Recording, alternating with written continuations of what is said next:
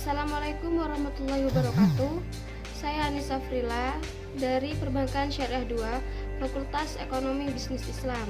NIM saya E2019-1051. Seperti biasa, di sini saya akan memberikan sedikit tanggapan tentang atau tugas video dari Bapak Abdul Wadud Hafiz yang bertema ekonomi tertutup dengan kebijakan pemerintah atau ekonomi tiga sektor.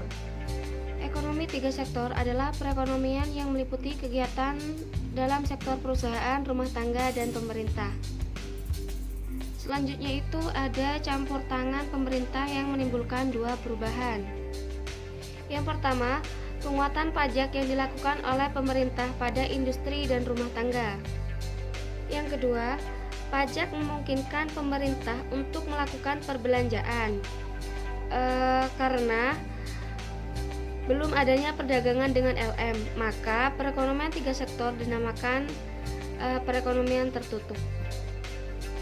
Untuk selanjutnya yaitu adanya aliran baru dalam sirkulasi pendapatan. Pembayaran pajak oleh rumah tangga dan perusahaan kepada pemerintah menjadi pendapatan pemerintah.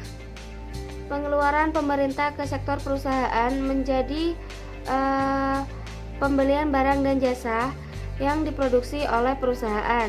Selanjutnya, aliran pendapatan dari sektor pemerintah ke rumah tangga dan industri menjadi pembayaran atas penggunaan faktor-faktor produksi rumah tangga dan induksi oleh pemerintah.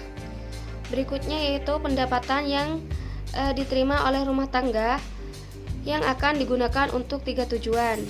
Yang pertama ditabung, yang kedua membayar pajak, dan yang ketiga membiayai konsumsi. Selanjutnya yaitu syarat keseimbangan pemasaran agregat dalam perekonomian yang tidak melakukan perdagangan, sehingga pada keseimbangan pendapatan nasional berlaku bersamaan. Lalu untuk berikutnya itu ada pajak langsung dan tidak langsung. Pajak langsung yaitu jenis pungutan pemerintah yang secara langsung dikumpulkan dari pihak yang wajib membayar pajak. Berikutnya pajak tidak langsung. Pajak tidak langsung yaitu pajak yang bebannya dapat digantikan atau dipindahkan kepada orang lain. Berikut bentuk-bentuk pajak pendapatan.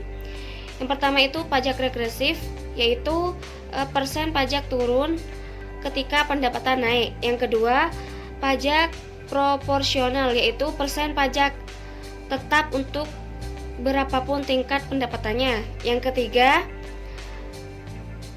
pajak progresif, yaitu persen pajak naik ketika pendapatan naik. Selanjutnya, efek pajak terhadap konsumsi dan tabungan, di mana pajak ini akan menurunkan pendapatan disposable. Sekian tanggapan dari saya, kurang lebihnya saya mohon maaf. Wassalamualaikum warahmatullahi wabarakatuh.